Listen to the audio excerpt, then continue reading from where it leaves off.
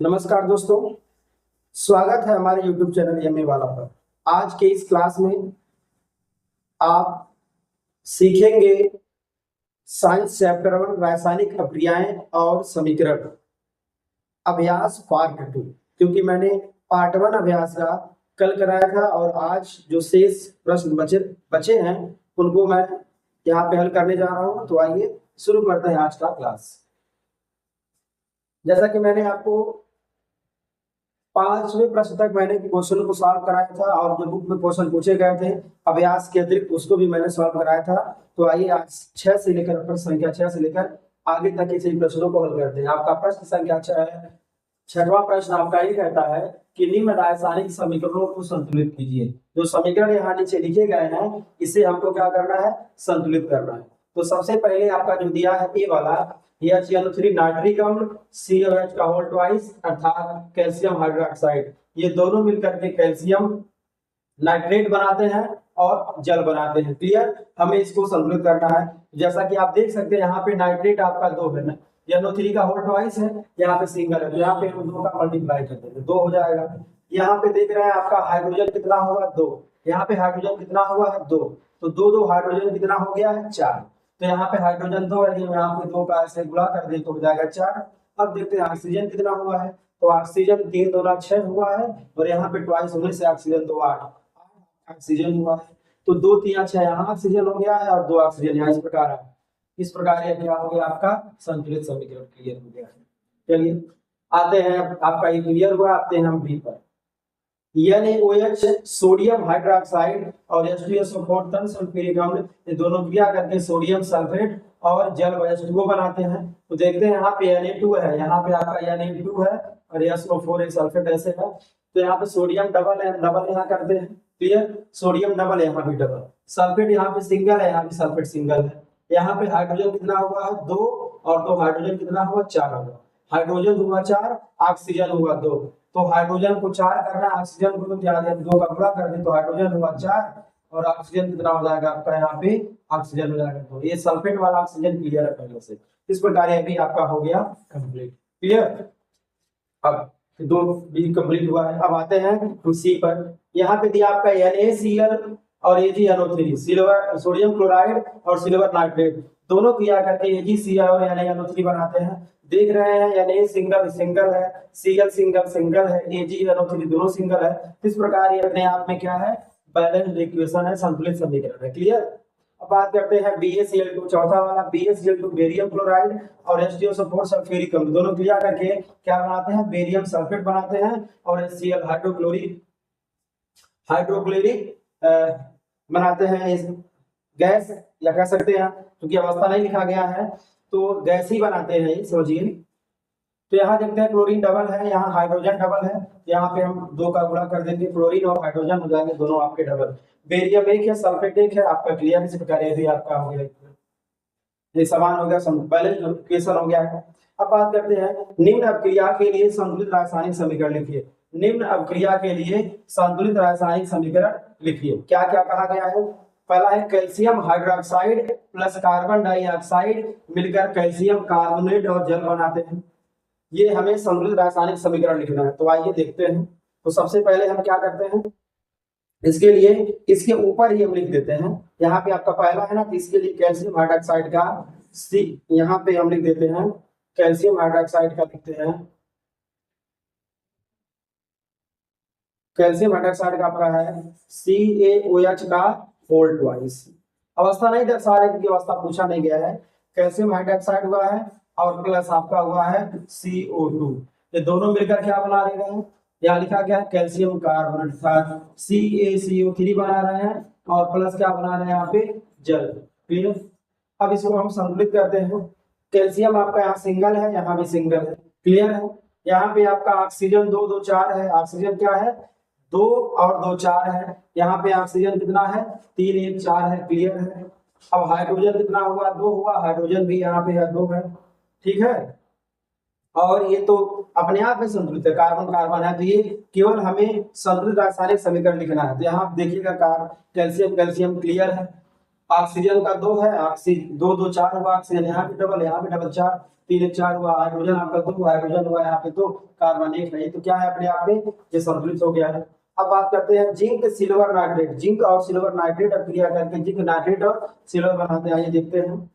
आपका यहाँ पे जडियन है, जडियन और सिल्वर नाइट्रेट अर्थात AgNO3, ये दोनों आपस में रिएक्शन करते हैं और क्या बनाते हैं, जडियन NO3 का क्या बनाएंगे, वोल्टवाइज बना लेंगे और सिल्वर को यहाँ पे आना पड़ेगा।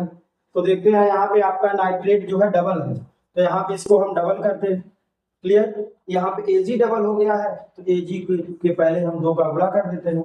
इस प्रकार zinc single, nitrate double, Ag double, इस प्रकार ये भी आपका क्या होगा, बी वाला भी आपका है संतुलित और ये तो अपने आप में संतुलित है। क्लियर। अब हम बात करते हैं तीसरा, aluminium plus copper chloride gives aluminium chloride plus copper. तो आइए देखते हैं, यहाँ पे आपका एल्यूमिनियम और प्लस है CuCl2, ये दोनों मिलकर क्या बना रहे हैं, एल्यूमिनियम, Al बना ले रहे हैं और प्लस एल्यूमिनियम क्लोराइड बना रहे हैं। ध्यान दीजिएगा, एल्यूमिनियम क्लोराइड बन रहा है। क्लियर। तो यहाँ क्या बना आपका AlCl3, एल्यूमिनियम क्लोराइड बनेगा और प्लस क्या बन जाएगा आपका, कॉपर को विस्थापित कर देगा एल्यूमिनियम। तो यहाँ पे आपका क्लोरीन देख रहे हैं 2 है, यहाँ क्लोरीन है 3। जब ऐसे प्रश्न आते हैं तो इसका पूर्णांक यहाँ गुणा कर देंगे और इसका वाले का 2 है यहाँ पे गुणा कर देंगे। इस प्रकार क्लोरीन हुआ 2 3 6, क्लोरीन कितना हो जाएगा, ध्यान दीजिएगा, यहाँ पे इसका 2 यहाँ गुणा किया, इसका यहाँ पे 3 गुणा करेंगे, आप ध्यान दीजिएगा। क्लियर। अब 3 दूना 6 क्लोरीन, 2 3 6 क्लोरीन, क्लोरीन हो गया इक्वल, एल्यूमिनियम यहाँ पे डबल है तो इसको भी एल्यूमिनियम को हम कर देंगे डबल। अब आपके पास बचा कॉपर, कॉपर यहाँ 3 है तो यहाँ हम 3 का मल्टीप्लाई कर देंगे। इस प्रकार ये भी आपका हो जाएगा संतुलित। क्लियर। इस प्रकार आपके ABC हुए कंप्लीट 7वें के। अब बात करते हैं बेरियम क्लोराइड अर्थात BaCl2 और पोटेशियम सल्फेट अर्थात K2SO4, ये दोनों क्रिया करके क्या बना रहे हैं, बेरियम सल्फेट, BaSO4 बना रहे हैं और प्लस क्या बना रहे हैं, पोटेशियम क्लोराइड अर्थात KCl। यहाँ पे आपका इस हिंदी का हमने शब्द समीकरण का लिख दिया रिएक्शन, या समीकरण के रूप में लिखा, अणुसूत्र के रूप में लिखा। अब यहाँ देख रहे हैं क्लोरीन 2 है, पोटेशियम 2 है, तो 2 का मल्टीप्लाई कर देते हैं। बेरियम 1 सल्फेट 1 है, बेरियम 1 है सल्फेट 1 है। इस प्रकार यह भी आपका संतुलित समीकरण। इस प्रकार प्रश्न संख्या 7 के चारों प्रश्नों का आपका हल हो गया है। ठीक, तो आप इसको बार बार प्रैक्टिस करके याद रखिएगा, क्योंकि एग्जाम में बार बार पूछे जाते हैं। और कैसे पूछे जाएंगे, क्या होता है जब, इसके बाद से जो यहाँ लिखा गया वही पूछ दिया कह दिया जाएगा कि इससे जब दोनों ये मिलकर ये बनाते हैं तो आपको समीकरण लिखना होगा। क्लियर। तो आप इसको बढ़िया से दोहराते रहिए और डेली आप लोग पढ़ते भी रहिए, रिवीजन करते रहिए। क्लियर। 8वां प्रश्न आपका कहता है, 8वां प्रश्न है, निम्न क्रियाओं के लिए संतुलित रासायनिक समीकरण लिखिए एवं प्रत्येक अभिक्रिया का प्रकार बताइए। अब यहाँ क्या हुआ, आपको संतुलित करना है। पहले इसको शब्द समीकरण लिखा है, इसको लिखना है अणुसूत्र समीकरण के रूप में और प्रकार बताना है कि कौन सा प्रकार है। तो प्रकार क्योंकि मैं पढ़ा चुका हूँ तो कोई आपको दिक्कत समझने में भी नहीं होगा। तो आइए देखते हैं, पहला क्या कहता है, पोटेशियम ब्रोमाइड अर्थात KBr, ये कैसा है आपका, AQ है, जली विलयन है, और प्लस बेरियम आयोडाइड अर्थात BaI2, ये दोनों क्या है, एक्टिवस है, जली विलयन है, मिलकर क्या बनाते हैं, पोटेशियम आयोडाइड अर्थात Ki, क्या बनाएंगे, Ki बनाएंगे। और ये भी कैसा है आपका, AQ में है, प्लस क्या बन रहा है, बेरियम ब्रोमाइड, तो BaBr2, ये कैसा हो रहा है आपका, सॉलिड में अवच्छेद में आएगा। कैसा आएगा, अवच्छेद को नीचे मार देते हैं, एबिलियन होगा वो। अब ये तो आपका हो गया है, ध्यान दीजिएगा, पहले इसको संतुलित करते हैं फिर इसका प्रकार बताएंगे। KBr पोटेशियम ब्रोमाइड और बेरियम आयोडाइड मिलकर के पोटेशियम आयोडाइड और बेरियम ब्रोमाइड बनाते हैं। क्लियर। अब बात करते हैं, आयोडीन डबल है, आयोडीन कितना है, यहाँ पे डबल है, यहाँ कितना है, सिंगल है, तो यहाँ पे हम 2 का गुणा करेंगे। पोटेशियम यहाँ पे डबल हुआ है तो पोटेशियम को यहाँ पे डबल करेंगे। इस प्रकार ब्रोमीन हुआ 2, जब ब्रोमीन हो गया 2 तो यहाँ भी है ब्रोमीन 2, बेरियम 1 है, बेरियम 1 है। इस प्रकार ये इक्वेशन है, क्या है, संतुलित है। अब बताना है प्रकार कौन सा है, तो प्रकार कौन सा, ध्यान दीजिएगा, देखिए आयनों का एक्सचेंज हो रहा है, पोटेशियम की जगह पे बेरियम आ रहा है और बेरियम की जगह पे पोटेशियम, आयनों का जब चेंज हो रहा है तो किस प्रकार की क्रिया है, द्विविस्थापन क्रिया है। कैसे क्रिया है, द्विविस्थापन क्रिया है। क्लियर, आप इसको याद रखिएगा, द्विविस्थापन आपका क्रिया है। क्लियर। चलिए अब प्रश्न संख्या हम बी पर आते हैं, जो कि ये जब हमारा हो गया तो आते हैं बी पर। जिंक कार्बोनेट क्या है? ZnCO3। जिंक कार्बोनेट है ये सॉलिड, ठीक। ये किस में टूट जा रहा है? जिंक ऑक्साइड ZnO में सॉलिड है चूंकि ये, और प्लस CO2 में टूट जा रहा है, अर्थात गैस, CO2 में टूट जा रहा है गैस में। क्लियर। देखिए ये तभी टूटेगा जब इसको हम उष्मा देंगे। हालांकि लिखा नहीं कि उष्मा दीजिए, लेकिन ये क्यों है? ये वियोजन अभिक्रिया है। क्यों? एक अभिकारक दो उत्पाद बना रहा है, तो इसको हमें संतुलित करना है। Zn सिंगल सिंगल है, C एक है, और ऑक्सीजन यहाँ 3 है, 1 और 2 3 है। ये अपने आप में संतुलित है। बस हमें प्रकार लिखना, तो प्रकार कौन सा है? ये आपका है वियोजन है। कैसी अभिक्रिया है ये आपका है वियोजन अभिक्रिया, वियोजन अभिक्रिया। और इसको पता है क्या बोल सकते हैं? इसको बोल सकते हैं उष्मीय वियोजन। कैसी अभिक्रिया है? उष्मीय वियोजन। उष्मा देने पर चूंकि वियोजित हो रही है, तो इसको उष्मा शोषी अभिक्रिया कहते हैं। क्यों? ऐसी अभिक्रिया होने के लिए उष्मा चाहिए। उष्मा इसको दिया गया तब जाकर क्रिया हो। तो उष्मा शोषी अभिक्रिया हुई, या वियोजन अभिक्रिया हुई, या उष्मीय वियोजन अभिक्रिया हुई, तीनों बात देखी है। इस प्रकार आपका प्रश्न संख्या ये 8 का बी भी हुआ कंप्लीट। क्लियर। अब हम आते हैं सी पर। सी पर हम आते हैं, कहाँ आते हैं हम आते हैं सी पर। कहां पे आते हैं हम? सी पर। सी क्या कहता है आपका? हाइड्रोजन गैस, अर्थात इसको ऊपर यहां लिखते हैं HO। ये हाइड्रोजन गैस है, और प्लस आपका क्या है? क्लोरीन गैस, अर्थात Cl2। ये दोनों गैस मिलकर क्या बनाते हैं? हाइड्रोजन क्लोराइड HCl ये गैस बनाते हैं। क्लियर। ध्यान दीजिएगा, यहाँ पे डबल परमाणु दोनों का, यहाँ दो का मल्टीप्लाई कर देंगे Cl में, तो H2 भी H भी डबल और Cl भी डबल। अब जरा बता सकते हैं दो मिलकर के कौन सा अभिकारक बना? दो अभिकारक मिलकर के उत्पाद बनाया, एक नाम हो गया आपका क्या? नाम आपका हो गया है संयोजन या योगात्मक या संकलन अभिक्रिया। संयोजन अभिक्रिया, 3 नाम इसके होते हैं, हमने आपको बताया है, और एग्जाम में एग्जामिनर नाम बदल के पूछेंगे। क्लियर। ये आपका है संयोजन अभिक्रिया। क्यों? दो विकारक मिलकर सिंगल प्रोटीन बनाते हैं, तो अभिक्रिया संयोजन योगात्मक या संकलन अभिक्रिया होती है। क्लियर। तो इस प्रकार आपका प्रश्न धीरे धीरे समापन की ओर चल रहा है। और आइए ये 8वें का समापन, अभी तो पूरा आपका शेष बचा हुआ है। मैग्नीशियम यहाँ पे है, धातु है। मैग्नीशियम क्या है? धातु है, सॉलिड में है, और प्लस हाइड्रोक्लोरिक अम्ल है, अर्थात HCl आपका ये अम्ल है, वो भी AQ में है। ये दोनों क्रिया करके क्या बनाते हैं? मैग्नीशियम क्लोराइड, अर्थात ये MgCl2 बना रहा है। और कैसे है? ये AQ में है, और प्लस हाइड्रोजन गैस आपका क्या हो रहा है? रिलीज हो रहा है। आप देखिएगा मैग्नीशियम सिंगल सिंगल दोनों ओर है, क्लोरीन यहाँ पे डबल है, हाइड्रोजन भी डबल है। जब दोनों उधर डबल है, तो यहाँ हम 2 का मल्टीप्लाई करते, 2 लगा देंगे, तो क्या हो जाएगा? पूरा हो जाएगा इक्वल। अब जरा ध्यान से देखिएगा, धातु और अम्ल की क्रिया, ये धातु Mg धातु है, Cl अम्ल है। धातु और अम्ल की क्रिया मैंने आपको बताया था कि लवण और हाइड्रोजन गैस निकलेगा। इस प्रकार कैसी क्रिया हुई? इस क्रिया का नाम क्या होगा? विस्थापन अभिक्रिया। इस क्रिया का नाम क्या होगा? विस्थापन अभिक्रिया। क्लियर। इस प्रकार ये प्रश्न संख्या 8 भी आपका हुआ कंप्लीट। कौन सी क्रिया है? विस्थापन अभिक्रिया। क्लियर। अब आइए प्रश्न संख्या 9 की ओर, जरा ध्यान से आप देखिएगा, ध्यान से देखिएगा। 9, 10, 11 इसमें से जितने प्रश्न पूछे गए हैं, ये सब आपको पढ़ाया गया है, सब हमने आपको वीडियो लेक्चर में आपको बताया है। तो फिलहाल देख लेते हैं, एक बार एक झलक देख लेते हैं। देखने में क्या जाता है? उष्माक्षेपी एवं उष्माशोषी। उष्माक्षेपी एवं उष्माशोषी अभिक्रिया का क्या अर्थ है? उदाहरण दीजिए। क्लियर। तो इसको मौखिक बोल देते हैं। उष्माक्षेपी और उष्माशोषी अभिक्रिया क्या है, इसके बारे में आप सुन लीजिए। उष्माक्षेपी क्या है? तो उष्माक्षेपी वह रासायनिक अभिक्रिया है जिसमें उत्पाद के साथ साथ उष्मा भी प्राप्त होती है। जैसे बिना बुझे हुए चूने में पानी डालने पर बुझा हुआ चूना अर्थात कैल्शियम हाइड्रोक्साइड प्राप्त होता है, इसके साथ साथ हीट भी जनरेट होता है। इस प्रकार कैल्शियम ऑक्साइड और जल के संयोग से कैल्शियम हाइड्रोक्साइड का बनना उष्माक्षेपी रासायनिक अभिक्रिया का उदाहरण है। एक उदाहरण हमने लिया। अब बात करते हैं ऊष्माशोषी अभिक्रिया क्या होती है। तो वह रासायनिक अभिक्रिया जिसमें अभिक्रिया होने के लिए ऊष्मा की आवश्यकता होती है उसे हम ऊष्माशोषी रासायनिक अभिक्रिया कहते हैं। और वियोजन की जो अभिक्रिया होती है, जो वियोजन अभिक्रिया होती है वो ऊष्माशोषी रासायनिक अभिक्रिया होती है, क्योंकि वियोजन अभिक्रिया में अभिकारक को टूटने के लिए ऊष्मा की आवश्यकता होती है।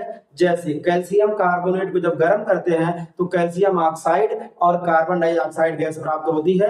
अभी इस दोनों उदाहरणों को मैंने अभी पीछे तुरंत बताया है। क्लियर। इस प्रकार आपका प्रश्न संख्या 9 हुआ कंप्लीट। आइए प्रश्न संख्या 10 की ओर बढ़ते हैं। श्वसन को ऊष्माक्षेपी अभिक्रिया क्यों कहते हैं। हालांकि श्वसन का उदाहरण वहां ले सकते थे, लेकिन कोई बात नहीं, 10वीं में कवर कर देते हैं। श्वसन को ऊष्माक्षेपी अभिक्रिया क्यों कहते हैं। श्वसन की क्रिया क्या है पहले ये समझिए। तो भोजन के ऑक्सीकरण होने की क्रिया को श्वसन कहते हैं। अब ये मत कहना कि सांस लेने की क्रिया को श्वसन कहते हैं, ये लोकल डिफिनेशन है। भोजन के ऑक्सीकरण होने की क्रिया को श्वसन कहते हैं। अब ऑक्सीकरण क्या होता है। जब हम सांस लेते हैं तो हमारे भोजन के साथ ऑक्सीजन आकर मिलता है और हमारा भोजन ऑक्सीकृत होता है, जिससे वो खंड खंड टुकड़ों में टूट जाता है। इस प्रकार भोजन का पाचन होता है।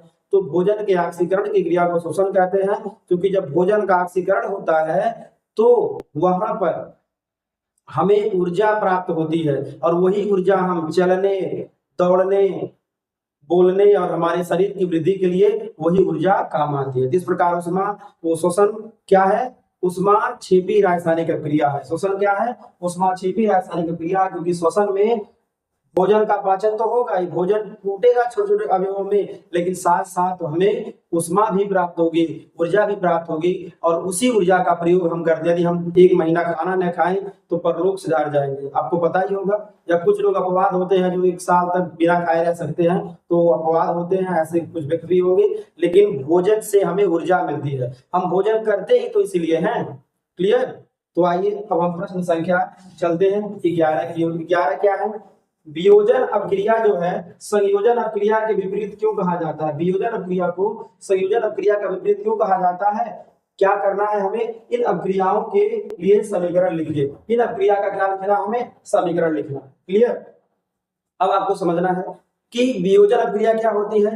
जब कोई अभिकारक दो या दो से अधिक उत्पाद बनाता है कूट करके तो उसे वियोजन अभिक्रिया कहते हैं। वहीं संयोजन अभिक्रिया क्या है, जब 2 या 2 से अधिक अभिकारक मिलकर सिंगल उत्पाद बनाते हैं तो उसको हम क्या बोलेंगे, उसको बोलेंगे हम संयोजन अभिक्रिया। आइए एक एक एग्जांपल ले लेते हैं, इससे एकदम बिल्कुल आपको आ जाएगा।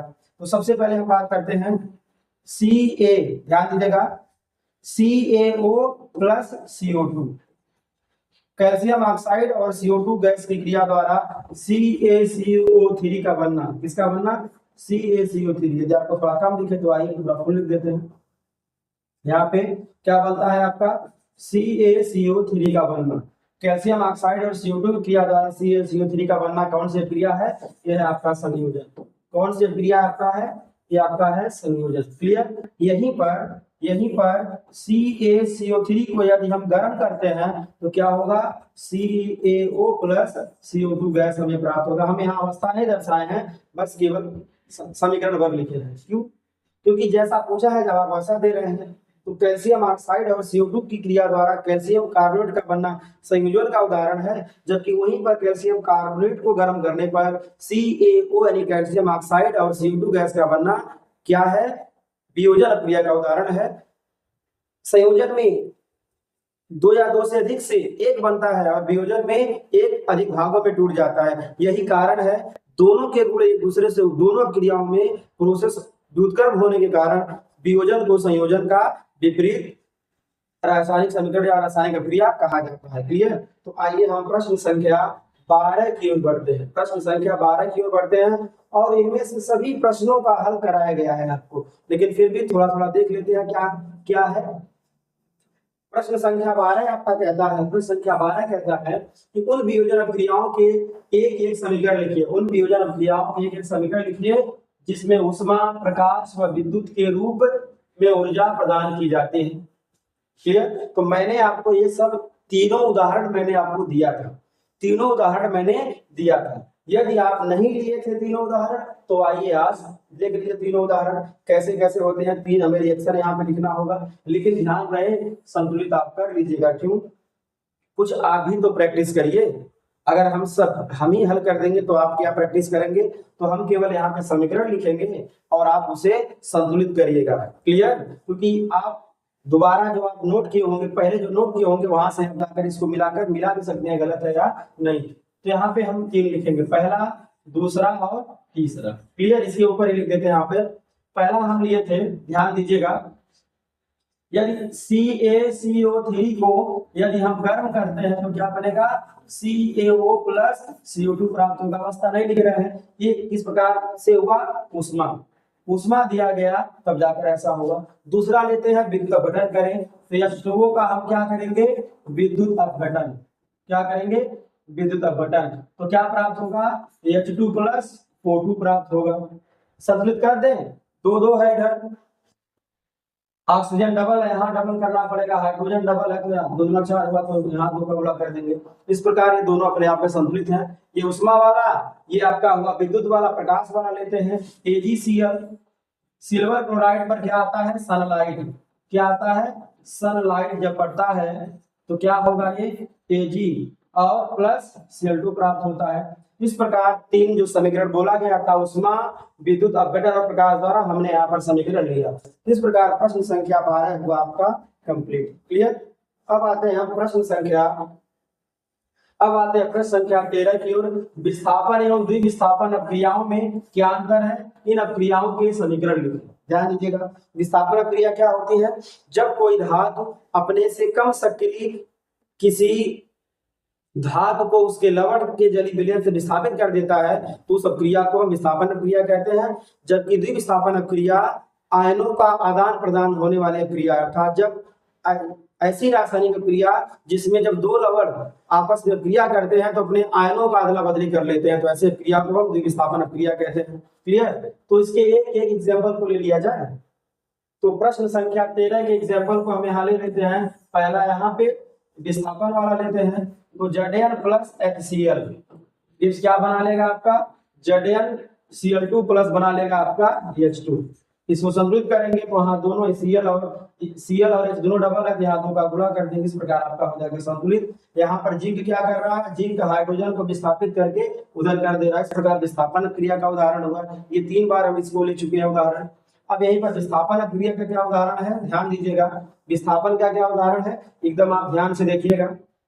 यहाँ लेते हैं हम लेड नाइट्रेट, हालांकि इसको हम ले चुके हैं, एक बार क्रिया करा चुके हैं। और यहाँ पे आपका है पोटेशियम आयोडाइड, तो दोनों की क्रिया कराएंगे तो आपका बनेगा PbI2 बना रहे हैं और प्लस आपका बनेगा KnO3 पोटेशियम नाइट्रेट। तो इस प्रकार यहाँ पे नाइट्रेट डबल है और यहाँ पे सिंगल है, तो यहाँ हम डबल करेंगे। आयोडीन यहाँ पे डबल है तो यहाँ पे इसको डबल करेंगे। इस प्रकार देख रहे हैं, पोटेशियम भी 2, पोटेशियम 2, आयोडीन 2, आयोडीन 2 इधर हो गया, नाइट्रेट वहाँ डबल है, यहाँ नाइट्रेट डबल है। इस प्रकार विस्थापन क्रिया का उदाहरण, द्विविस्थापन क्रिया का उदाहरण। इस प्रकार आपका प्रश्न संख्या 13 भी हुआ कंप्लीट। क्लियर?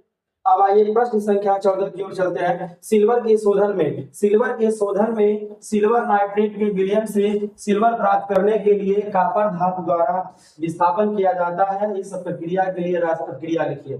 शोधन क्या होता है कि सिल्वर नाइट्रेट से सिल्वर धातु प्राप्त करने का जो प्रोसेस होगा उसको शुद्ध अवस्था में वही शोधन होता है, उसी में उसका हमें क्रिया लिखना है। तो आइए प्रश्न संख्या 14 का क्रिया हम यहाँ लिखते हैं। यहाँ पे है आपका AgCl की क्रिया किससे कराते हैं, कॉपर से। आप इसको पहले इधर लिखिए या उधर लिखिए, दिक्कत नहीं है। तो क्या होगा पता है आपका, यहाँ पे CuCl2 प्राप्त होगा और आपका जब Ag होगा इधर प्राप्त हो जाएगा। ध्यान रखना है, Ag को पहले लिख सकते हैं, इसको बाद में ये हो सकता है। हम अभिकारकों का एक्सचेंज कर सकते हैं, उत्पादों को भी इधर उधर कर सकते हैं, उसमें कोई दिक्कत नहीं है। क्लियर? संतुलित करेंगे, क्लोरीन डबल है, यहाँ डबल कर देंगे, सिल्वर डबल हुआ, Ag डबल हुआ, यहाँ क्या कर देंगे डबल। इस प्रकार आपका ये हो गया संतुलित। क्लियर? प्रश्न संख्या 14 भी आपका हो गया कंप्लीट। आइए प्रश्न संख्या 15 की ओर बढ़ते हैं। प्रश्न संख्या 15 क्या कहता है, आइए दर्शन करिए। प्रश्न संख्या 15 क्या करता है, आइए दर्शन करते हैं। क्या करते हैं, दर्शन करते हैं। अवक्षेपण अपक्रिया से आप क्या समझते हैं, उदाहरण देकर समझाइए। अभी जो मैंने तुरंत इसके पहले एग्जाम्पल लिया था, लेड नाइट्रेट और पोटेशियम आयोडाइड की क्रिया से, लेड आयोडाइड और पोटेशियम नाइट्रेट का जो अभिक्रिया हुआ बना था उत्पाद, उसमें पोटेशियम नाइट्रेट क्या था, अवक्षेप था, सॉलिड अवस्था में था। तो ऐसी अभिक्रिया जिसमें उत्पाद अवक्षेप अगले के रूप में प्राप्त होता है उसे हम क्या बोलते हैं, अवक्षेपण अभिक्रिया कहते हैं। और अभी हमने तुरंत उसका एग्जाम्पल लिया था, इसलिए इसको हम यहाँ पे एग्जाम्पल अब लेंगे नहीं। एग्जाम्पल कहाँ लिए थे, द्विविस्थापन अभिक्रिया का जो हमने अभी एग्जाम्पल लिया था वही अवक्षेपण अभिक्रिया का उदाहरण है। याद रखिएगा, द्विविस्थापन अभिक्रिया ही अवक्षेपण अभिक्रिया है, क्योंकि द्विविस्थापन अभिक्रिया में ही अवक्षेप बनता है और वही अवक्षेपण अभिक्रिया है। इसको इसका समीकरण लिखने की कोई आवश्यकता नहीं है। अब आते हैं प्रश्न संख्या 16 की ओर। प्रश्न संख्या 16 की ओर आते हैं और धीरे धीरे हम आपके प्रश्न को आगे बढ़ाते हैं। 16 के है, ऑक्सीजन के योग या ह्रास के आधार पर निम्न पदों की व्याख्या कीजिए और प्रत्येक के लिए उदाहरण दीजिए। ध्यान दीजिएगा, उपचयन किसे कहेंगे, तो किसी पदार्थ का ऑक्सीजन के साथ संयोग होना उपचयन कहलाता है। इसी को हम ऑक्सीकरण भी कहते हैं। क्लियर, किसी पदार्थ का ऑक्सीजन के साथ संयोग होना क्या कहलाएगा, उपचयन कहलाएगा। और धातु ऑक्साइड का बनना मैंने बताया था, धातु ऑक्साइड का बनना क्या है, उपचयन क्रिया का उदाहरण है। तो उपचयन हमने बताया डेफिनेशन, इसका एग्जांपल लिख लेते हैं। C+O2 गिव्स क्या हुआ, CO2। Mg+O2 क्या बना आपका, MgO। ऑक्सीजन डबल है तो यहाँ डबल करिए, यहाँ मैग्नीशियम डबल है तो डबल करिए। इस प्रकार आपका पहले का ये दोनों समीकरण हुए कंप्लीट। क्लियर। अब अपचयन क्रिया क्या होती है, अपचयन क्रिया क्या होती है, देखिए यहाँ पे ऑक्सीजन का जब योग होता है तो ऑक्सीकरण यानी उपचयन क्रिया होती है। जब ऑक्सीजन का ह्रास अर्थात निकलता है ऑक्सीजन तो वहां पे अपचयन होता है, और यहाँ ऑक्सीजन जब जुड़ता है तो उपचयन। उपचयन याद रखिएगा, ये थोड़ा शब्दों में गड़बड़ी हो जाता है बोलते समय, आपको समझते समय भी याद रखिएगा। ऑक्सीजन किसी पदार्थ में जुड़ना ऑक्सीकरण या उपचयन, उपचयन, जबकि ऑक्सीजन का किसी यौगिक से निकलना अपचयन, अपचयन। क्लियर। तो अपचयन का उदाहरण क्या लेते हैं, H2O को जब हम गर्म करते हैं तो H2 और हमें O2 प्राप्त होता है। इस प्रकार ये अपचयन का उदाहरण है। क्यों, H2O में से वो निकल गया। क्लियर। यहाँ पे आपका ऑक्सीजन डबल है तो डबल करेंगे, हाइड्रोजन 4 हुआ तो 2 का गुणा कर देंगे। इस प्रकार एक एग्जांपल हो गया है। और आप लेना चाहेंगे, और आप लेना चाहेंगे तो ले लीजिए। यहाँ पे एग्जांपल और ले लेते हैं। क्लियर, एक एग्जांपल हम और लेते हैं। क्लियर, ध्यान दीजिएगा, एक एग्जांपल कौन और लेते हैं हम, CaOCl2। इसको हम क्या करेंगे, गर्म करेंगे। CaOCl2 कैल्शियम क्लोरो हाइपोक्लोरेट या इसका एक और नाम है विरंजक चूर्ण। जब इसको गर्म करते हैं तो यहाँ पे पता क्या मिलेगा, CaCl2 मिलेगा और प्लस O। ये जो O होता है ये नवजात ऑक्सीजन होता है। कैसा ऑक्सीजन होता है, नवजात, जय कर दिए हम, ये नवजात ऑक्सीजन होता है। कैसा ऑक्सीजन, नवजात ऑक्सीजन। मैं फिर से एक बार बढ़िया से लिख देता हूँ, यहाँ लिख देता हूँ, ये CaOCl2 गिव्स, यहाँ पे इसको हम गर्म करेंगे जब CaCl2 प्लस O मिलेगा। यही क्या है आपका, नवजात ऑक्सीजन है। ये नवजात ऑक्सीजन क्या होता है, यही विरंजन का काम करता है। शायद पहली बार नहीं दूसरी बार आपको मिल रहा होगा ऐसा रिएक्शन जिसमें O केवल निकलता है। हालांकि वैसे हमेशा O2 ही निकलता है, लेकिन यहाँ पे O है, नवजात ऑक्सीजन है जो विरंजन का काम करता है, कपड़ों का रंग उड़ा देता है। क्लियर। इस प्रकार अब उपचयन और अपचयन क्रिया का डिफिनेशन और दो एग्जाम्पल आपने सीखा। हालांकि प्रीवियस क्लासों में मैंने आपको बताया है, पूरा डिटेल पार्ट 5-6 एग्जाम्पल को लेकर हमने बताया है। आइए प्रश्न संख्या 17 की ओर धीरे धीरे चलते हैं। एक भूरे रंग का चमकदार, एक भूरे रंग का चमक, ध्यान दीजिएगा आप लोग, एक भूरे रंग का चमकदार तत्व X को वायु की उपस्थिति में गर्म करने पर वह काले रंग का हो जाता है। उस तत्व X एवं उस काले रंग के यौगिक का नाम बताइए। याद रखिएगा, X काला हो रहा है, काला हो रहा है अर्थात कलुआ हो रहा है, तो कलुआ कौन होगा, कपड़ा होगा। कपड़ा क्या होगा, वही काला होगा। तो कापर को जब वायु से क्रिया कराएंगे, जलाएंगे उसको, तो क्या हो जाएगा, वो काला हो जाएगा। क्लियर। तो इस तत्व X एवं उस काले रंग के यौगिक का सूत्र लिखिए। तत्व X का क्या नाम होगा पता है, तत्व X बराबर क्या होगा, X का नाम क्या होगा, तत्व X का नाम पता है क्या होगा, तत्व X का नाम होगा कापर। क्या होगा, कापर। पोस्टर में क्या होगा, तांबा। क्लियर। और बोला है यौगिक का नाम बताइए, काले रंग के यौगिक का नाम बताइए। तो काले रंग का यौगिक का नाम क्या होगा, Cu। ध्यान दीजिएगा, क्यूप्रस ऑक्साइड, क्यूप्रिक ऑक्साइड कहीं बनता है तो कॉपर ऑक्साइड बनाएंगे, CuO बनाएंगे। क्या बनाएंगे, CuO, कॉपर ऑक्साइड बना रहे हैं। क्लियर। इस प्रकार यहाँ होगा कंप्लीट। प्रश्न संख्या बढ़ते हैं 18 की ओर। आपका अभ्यास समाप्त होने वाला है। अब समाप्त होने वाला आपका अभ्यास, वेट करिए 2 से 3 मिनट। लोहे की वस्तुओं को हम पेंट क्यों करते हैं, क्या आप जानते हैं? लोहे की वस्तुओं को संक्षारण से बचाने के लिए उसे हम पेंट करते हैं। संक्षारण क्या है? लोहे की वस्तुओं पर ऑक्साइड की परत जमना, आयरन ऑक्साइड की परत जमना ही जंग या मूर्छा है, उसे संक्षारण कहते हैं। और संक्षारण से जो लोहे होते हैं वो धीरे धीरे खराब हो जाते हैं, इसलिए हम लोहे को पेंट करते हैं। क्लियर? इस प्रकार प्रश्न संख्या हम 19 पर आते हैं। प्रश्न संख्या 19 क्या है, ध्यान दीजिएगा। प्रश्न संख्या 19 क्या कहता है, ध्यान दीजिएगा। 19 है आपका, 19 है, तेल एवं वसायुक्त खाद्य पदार्थों को नाइट्रोजन से प्रभावित क्यों किया जाता है? तो तेल एवं वसायुक्त खाद्य पदार्थ ऑक्सीजन के साथ अभिक्रिया करके ऑक्सीकृत हो जाते हैं, उनका रंग, गंध, स्वाद इत्यादि बदल जाता है। तो इसीलिए तेल और खाद्य युक्त वसा युक्त पदार्थ जो है उसको नाइट्रोजन से प्रभावित किया जाता है, क्योंकि नाइट्रोजन ऑक्सीजन का एंटी है, नाइट्रोजन एंटीऑक्सीडेंट है, इसलिए नाइट्रोजन से प्रभावित करते हैं। नाइट्रोजन को मिलाकर उसमें रखते हैं। यही कारण है कि जो चिप्स की पैकेटें होती है उसमें नाइट्रोजन गैस भरा होता है ताकि चिप्स खराब न हो। क्लियर? तो संक्षारण की क्रिया से या संक्षारण नहीं कहेंगे, ऑक्सीकरण की क्रिया से बचाने के लिए तेल और खाद्य युक्त वसा युक्त खाद्य पदार्थों को नाइट्रोजन से प्रभावित करते हैं, क्योंकि नाइट्रोजन उनके साथ क्रिया नहीं करने देता। किसके साथ? ऑक्सीजन के साथ। क्लियर? प्रश्न संख्या 20 आपका होने वाला है कंप्लीट। क्लियर? तो आइए आप ध्यान दीजिएगा, आइए ध्यान दीजिएगा। प्रश्न संख्या 20 क्या कहता है? निम्न पदों का वर्णन कीजिए तथा प्रत्येक का एक एक उदाहरण दीजिए। क्या बात है? संक्षारण है। संक्षारण क्या है कि धातुओं का वायुमंडल में उपस्थित नमी या वायुमंडल में उपस्थित नमी द्वारा धीरे धीरे धातुओं के ऊपर ऑक्साइड की परत जमने की क्रिया को क्या बोलते हैं? संक्षारण कहेंगे। अर्थात संक्षारण वह क्रिया है जिसमें धातुएं ऑक्सीजन से क्रिया करके अपने ऊपर ऑक्साइड की परत जमा लेती हैं, और संक्षारण की क्रिया के कारण क्या होता है? धातुएं कमजोर होती हैं। यही कारण है कि संक्षारण से बचाने के लिए हम धातुओं को पेंट करते हैं। जैसे यहाँ पे एग्जाम्पल ले लेते हैं, संक्षारण का एग्जाम्पल यहाँ पे लेते हैं हम Fe+O2, जिस क्या बन जाएगा? Fe2O3 प्राप्त होगा। अब इसको जब संतुलित करेंगे तो संतुलित करने का काम आप स्वयं करिएगा। क्यों? क्योंकि हम कितना संतुलित आपको करके बताएंगे, एकाध सवाल तो आप कर सकते हैं, हालांकि ये भी एग्जाम्पल हमने प्रीवियस क्लास में लिया है। तो संक्षारण क्या समझ गए? संक्षारण क्या है? जब धातुएं ऑक्सीजन से क्रिया करके धातु ऑक्साइड की परत जमा लेती हैं तो इस क्रिया को हम संक्षारण कहते हैं, और इससे धातुएं क्या होती हैं? कमजोर होती है। क्लियर?